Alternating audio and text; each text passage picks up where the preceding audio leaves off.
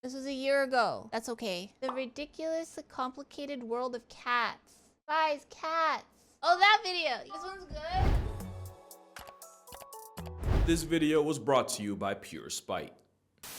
Don't be suspicious. Don't be suspicious. Don't be suspicious. The light.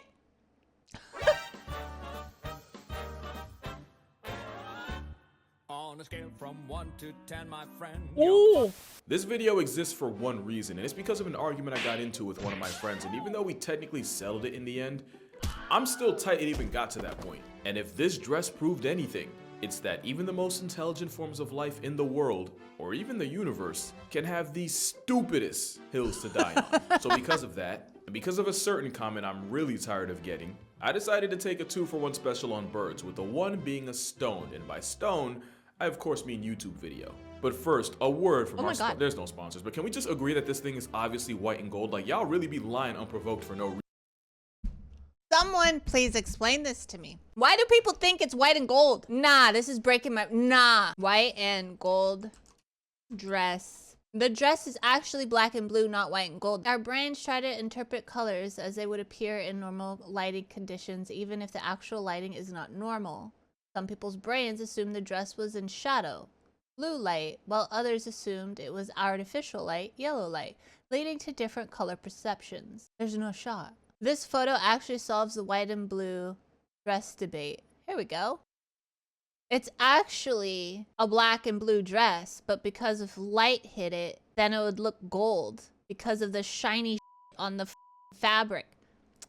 All right, motherfucker making me... Agree that this thing is obviously white and gold. Like, y'all really be lying unprovoked for no reason. Stop it! Real colors of dress confirmed. The dress was confirmed as royal blue lace bodycon dress from the retailer Roman Originals. The dress is black and blue, although it was available in 3 colors, red, pink, and ivory, each with black lace. A white and gold version was not available at the time. The day after McNeil's post, Roman Originals website experienced a major surge in traffic and sold out of the dress within 30 minutes. On the 28th of February, Roman Originals announced that they would make a single white and gold dress for Comic Relief charity auction. The dress was confirmed as royal blue by blah blah blah blah. Okay.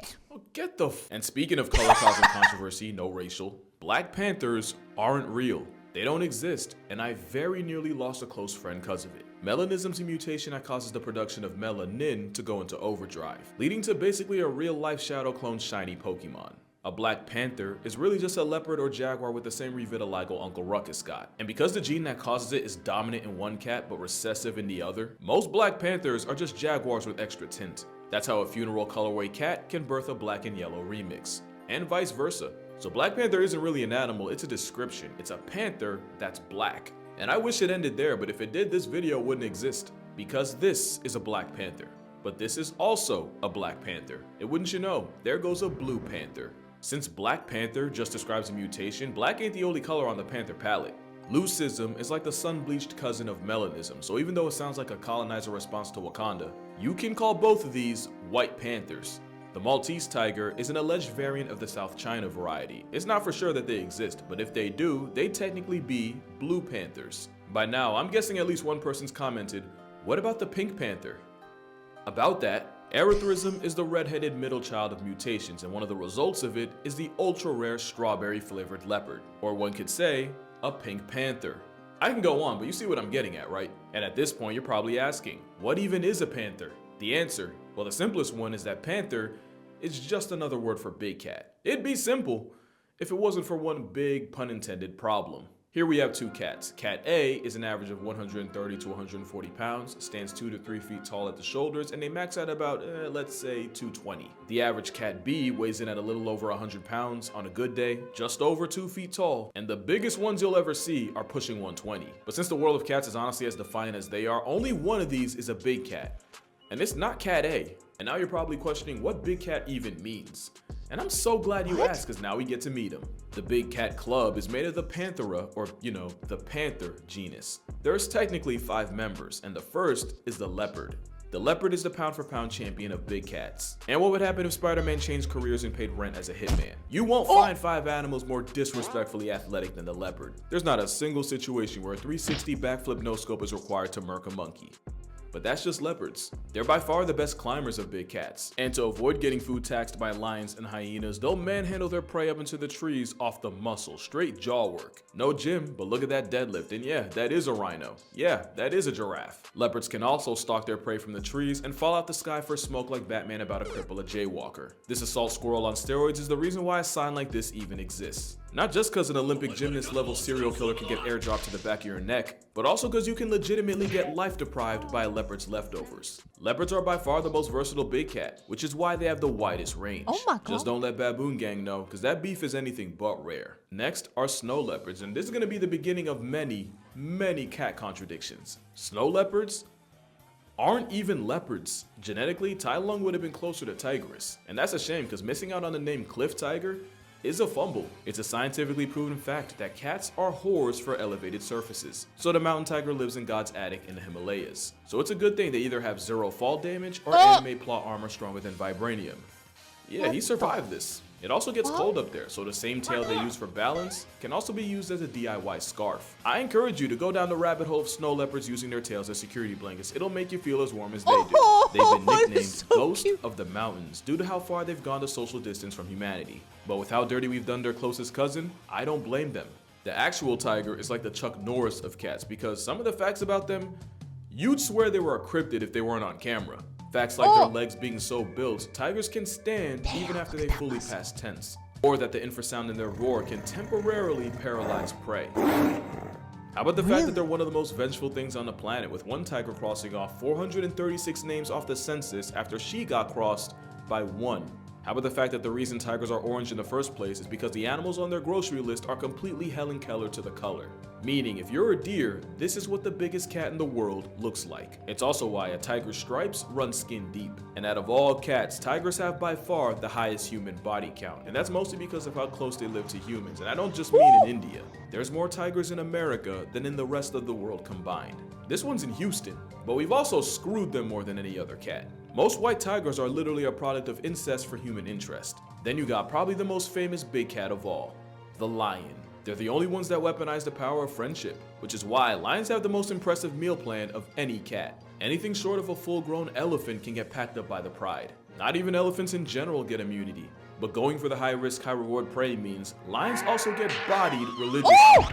And not just in Detroit. Arguably the biggest danger to a lion is their own ambition. But together, probably nothing's more impressive and makes you want to evacuate your bowels more than a pride of lions. And even with Hollywood dubbing over their roar with the tigers, it's because a lion's roar is designed to be heard and tell anyone within a 5-mile radius that if they plan to f around, best make time to find out. And lastly is my personal favorite of the cats, the jaguar. Easily the one-punch man of meat eaters, thanks to the pound-for-pound strongest jaws on a cat, and also their habit of taking Thanos' advice and going for the head.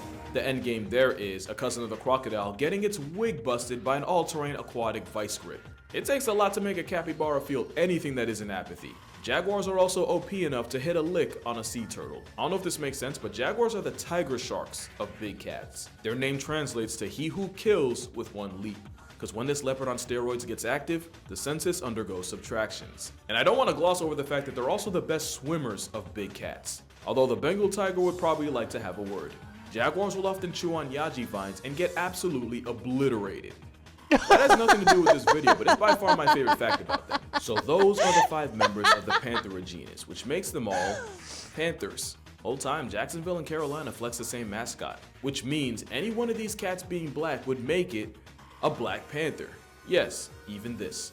Now you might think that's where it ends, but call me Billy Mays, cause wait, there's more. Remember this? Well, Cat B is a male snow leopard, and Cat A is a mountain lion. The cat world is really just a bunch of rules and cats that break the rules, because not only is a cat bigger than a big cat, somehow not a big cat, the cat 99% of people, including Google, think of when they hear panther, isn't actually a panther. What the fuck? Well, as mentioned, cougars don't sit at the big cat lunch table, and it has nothing to do with weight class. Most experts agree that the defining trait of a big cat is a modified bone in the throat called the hyoid that gives the cat the ability to roar. So the rule of thumb is, if it roars, it's a big cat, and if it purrs, it's a little cat. Big quotes on the little. Now I gotta immediately break that rule because snow leopards, the big cat that's already on thin ice for not even being a leopard, also can't roar. What the actually, it's gonna get old if I keep doing this, so you know what? I'm just gonna use Soldier Boy. Huh? Instead, they sound like if Lion King showed Simba's awkward teen phase. Oh! So recap, with cats, there's big cats and little cats, or more specifically, panthers and felines. Panthers from the Panthera genus and felines from the Felinae subfamily. You see, now I always thought feline referred to anything cat, but by this logic, lions, tigers, and the rest of the big cats technically aren't felines. So any cat's either gonna be a big cat pushing P, P being panther, or a little cat from family feline. And now I gotta break that rule, cuz this cat isn't either. The clouded leopard isn't a big cat or a little cat. You're probably gonna ask, well, do they roar or purr? No. No.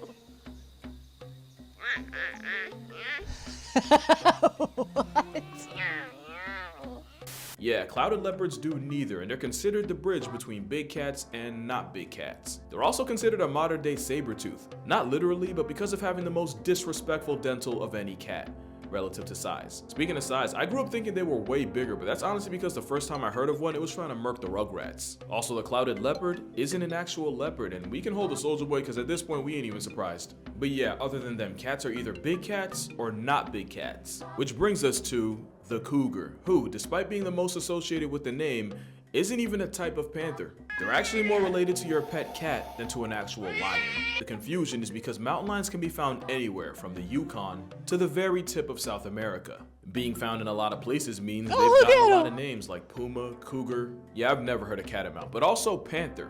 I mean, think about it. They're called mountain lions, but share area codes with jaguars. And also, they don't roar. Instead, they sound like a woman becoming a notch on Ted Bundy's belt. Basically, cougars prove that you might be a big... They're here too, right? And people say if you hear a woman screaming, don't go towards it. It's probably one of those. And I'm like, oh, okay. You might be a big cat, but you're not a big cat. This roided up identity crisis might go by many names, but they catamount to a They panther. also do it apparently to lure prey in. And I think they're getting smart enough to realize when they scream like that, humans will try to come over, and they've been known to do that to lure in food. It's crazy. And now that we've addressed that, we can address the second reason I'm making this video.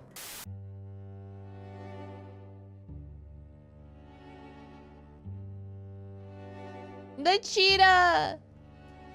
Do your research. They're the largest of small cats. Cheetahs are considered one of Africa's big cats. Google it. What about cheetahs? They can't roar. Actually, cheetahs can't roar either. Cheetahs actually can't roar either. Actually, they aren't the only big cats that can't roar. Cats that can roar can't purr, and cats that can purr can't roar. If you Google all big cats, cheetahs are considered one of Africa's big cats that cannot roar. This poor man. I am weary. Yeah, cheetahs aren't big cats, and not only is it Avengers level conflict in my comments whenever I say otherwise, this was another argument me and my friends got into. But cheetahs are in subfamily Felinae, which makes them felines, which makes them not big cats. Also, they can't roar. The best they can do is arouse a party of birdwatchers. Now you see why cheetahs get religiously bullied. It's basically an overgrown house cat competing with units. I've always said that the cheetah's biggest downfall was investing everything into speed, but honestly, evolving to run away from their problems was the best they could do. And I love cheetahs, but it's clear they took the cut way too far. Like I said, if you can get victimized by vultures, you messed up. In their defense, male cheetahs will form coalitions to tackle life head on, but cheetahs are still the most underappreciated single moms in nature. There's a lot more other little cats, and some you've never heard of. Like, you want to know what's the closest relative of the mountain lion? You'll never guess it. Here's an ad while you guess it.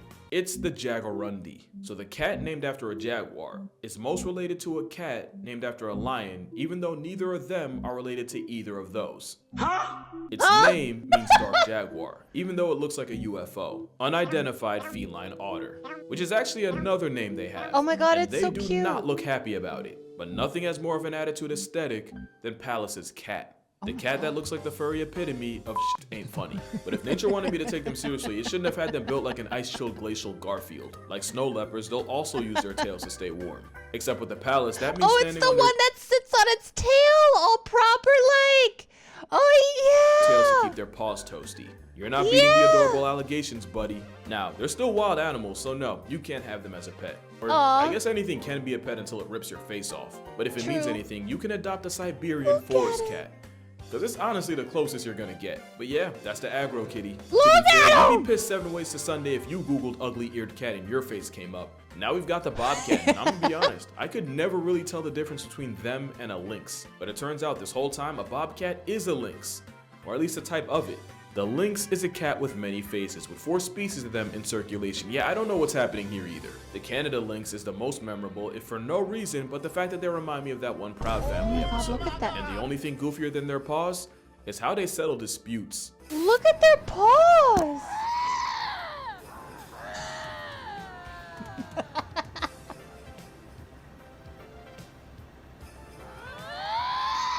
And the lynx of the desert would have to be the caracal. Caracal. Or you might know him by his stage name, Floppa. Their defining trait is being one of the few creatures alive with an ear mullet. I say few because a river pig stole their entire flow. I can't really tell you for sure, but many believe that they use these ear tufts to catfish birds by pretending to be insects. Others say twitching the tufts is how caracals talk to each other. Also, they have what's scientifically known as stupid bounce. They're a popular pet, which I don't really get because every video I see looks like a cat prepared to catch a charge. Turns out hissing is just how they communicate. They can hiss at you and be perfectly happy like only nature's tsundere can. A close cousin of the caracal is the serval, and for them, all I gotta say is gravity is pretty much an option, especially since a bunch of their calories come from life-retiring birds mid-air. Pogo Kitty can launch itself 13 feet, and if you're like me with no concept of distance, here's another video. Stupid, right? So we have cats in jungles, cats in deserts, cats in mountains, and now cats in air. So what's next? Like cats in water? Yes. This is a fishing cat, not to be confused with the fisher cat, which, wouldn't you know, isn't even a cat. Huh? It's pretty obvious where the fishing cat got its name, and it's one of the few cats that will 100% run your fade in water. And now we got the cats that you could put in a pet store and nobody would even blink. And this is the smallest cat of all, with the rusty spotted cat able to sleep comfortably in your hand. And yeah, that's not a kitten, that's a grown man with bills to pay. Not much bigger is the Blackfoot, aka the deadliest cat on the planet. They have the highest hunting success rate of any cat at 60%, and while hunting, they'll catch a body pretty much every hour on the hour just to stay alive. And they're the reason I could never be a cameraman. No shot I could see this and be expected to be professional, ain't no way. Yeah, looking real fierce, buddy. Look at him! Same thing with Joffrey's cat, a vicious, cold-blooded predator that only weighs at most 10 pounds. And at this point, you're probably wondering just how many cats are in South America. Well, here's 3 more. The cod, the margay, and the ocelot. I put them together because they look like 3 stages of the same Pokemon. And here you have the Andean mountain cat, which is endangered of being too damn adorable. I know. Nah, but like for real, they are dying though. Speaking of which, we got the cats that are so rare, there's barely any videos of them I could use. There's the Borneo Bay cat, or just Bay cat for short, the marbled cat. Another one who could have lived anywhere, but instead chose the foothill forests of the Himalayas. You got the elusive Asian golden cat, and of course the African golden cat. Can you tell I'm running out of things to say? There's just that many cats, and you can see exactly where we got tired of naming them. For example, this is a wildcat. Yeah, that's their name, because when a naming guy rage quits and you're left with his intern, this is the quality of work you get. This is a sand cat. It's like a feline fennec fox that runs fades with venomous snakes for fun. 2 out of 10 name, but at least they live in the sand. This is a jungle cat. Guess where they don't live? I'm not even gonna put the soldier boy this time. Are y'all trying to piss me off? Yeah, that's gonna do it for this video. Not because I named every type of cat. There's like 40 of them. I'm just cutting it now. But yeah, this video was kind of just an excuse for me to talk about the cats of the world, so consider it a late Christmas gift. Friendly reminder that I am selling a calendar, link in description if you're interested. But anyway, make sure you drink water, cherish your loved ones. Thank you for the support in 2023, like for real. Shout out to my friends for inspiring and irritating me at the same time, and I'ma see y'all in the next year. Look at him. It looks like a grumpy old man. Oh my god.